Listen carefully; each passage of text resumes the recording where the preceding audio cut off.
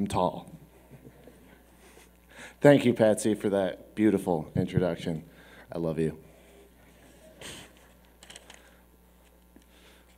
President Ainley, members of the board, faculty and staff, thank you for your dedication to Union today and every day. You epitomize what it means to be leaders, scholars, mentors, and friends. We would not have reached this day were it not for your talent, guidance, patience, and kindness. We are forever indebted to you. Parents, family, and friends, this day would not have been possible without you. I do mean that literally. Thank you for birthing us and paying the tuition bills. It'll be $100,000 to go to college by the time we have kids, so if you think about it, you got a bargain. But in all seriousness, thank you for loving us. Thank you for tolerating our 22-year-old antics, 27 if you're on the hockey team.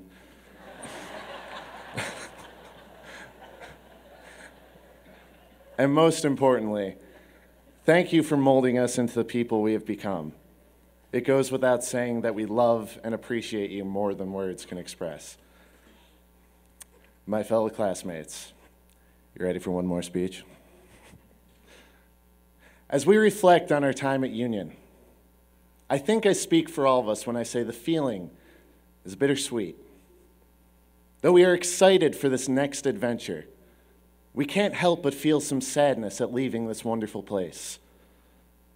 Whether it's Dawn's smile greeting us in Dutch, hanging out in the gardens, or even Professor Burke threatening to nail our balls to the wall and condemn us to the depths of academic hell,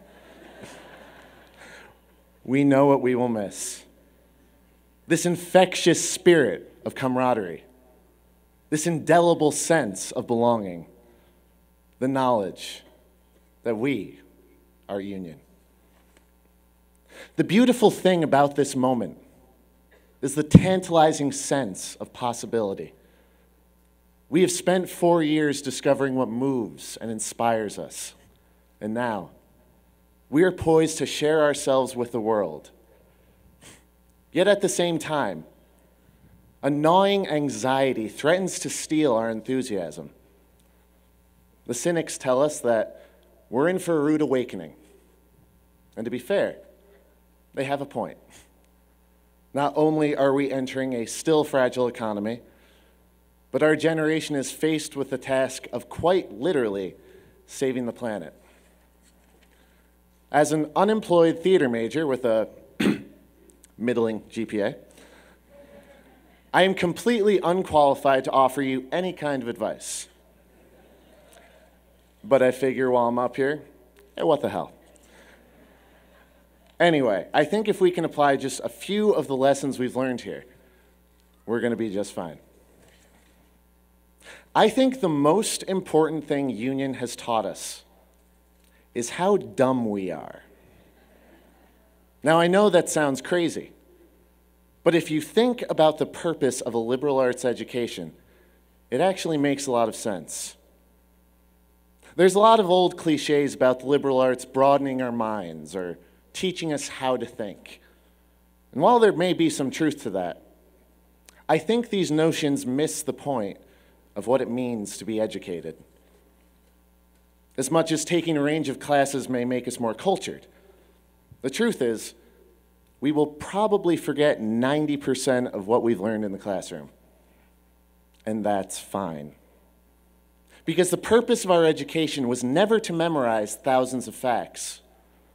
The point of our education, the idea behind an engineer taking anthro or an English major taking psych, is to remind us that no matter how much we learn, there is a universe of information we can never hope to know, that the reality we experience is individualized and personal.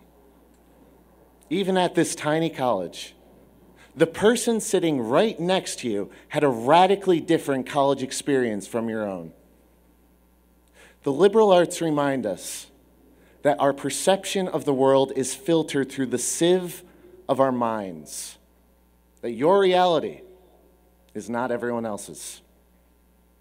And while this may seem obvious, living by this truth has profound implications for the way we treat each other.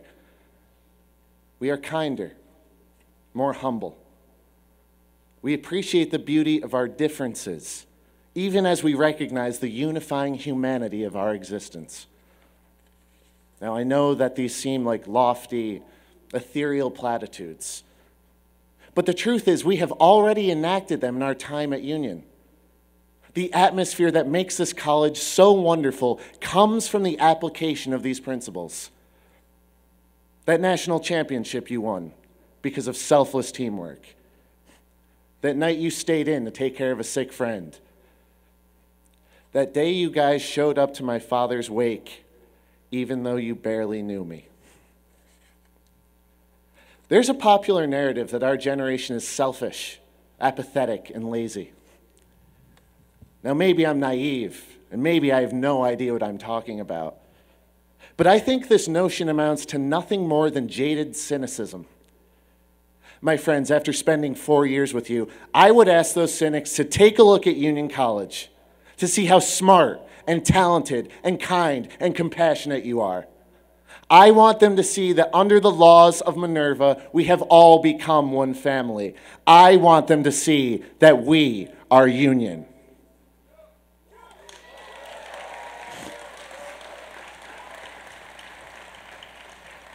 My classmates, our challenge is to carry the spirit of community and this energy of possibility wherever we go. This is not an easy task. No matter what we do, our road will be riddled with pain and frustration and failure. That voice of fear will always try to tell us that we're not good enough, that we should give up. It will belittle our sense of hope as folly. And sometimes, fear will win. But in those moments of doubt, think back to your time at Union and remember this beautiful spirit of hope. Think about the first time you did a naked knot, the utter joy and freedom you felt in that moment. Think about how unified we feel right now. Let it comfort you. Let it inspire you. My hope for us is that we never lose hope. That we always find the strength to be open to the world, to see the good in humanity, to keep on going when our intellect tells us we've tried everything. We've been so blessed to call this place our home, to have learned so much from each other. We owe it to our families. We owe it to our professors. We owe it to each other to keep this spirit of union alive in our hearts and in our minds. I know that we will. Thank you for an incredible 4 years. Best of luck, and may you be blessed on your journey ahead. Congrats, guys. I love you.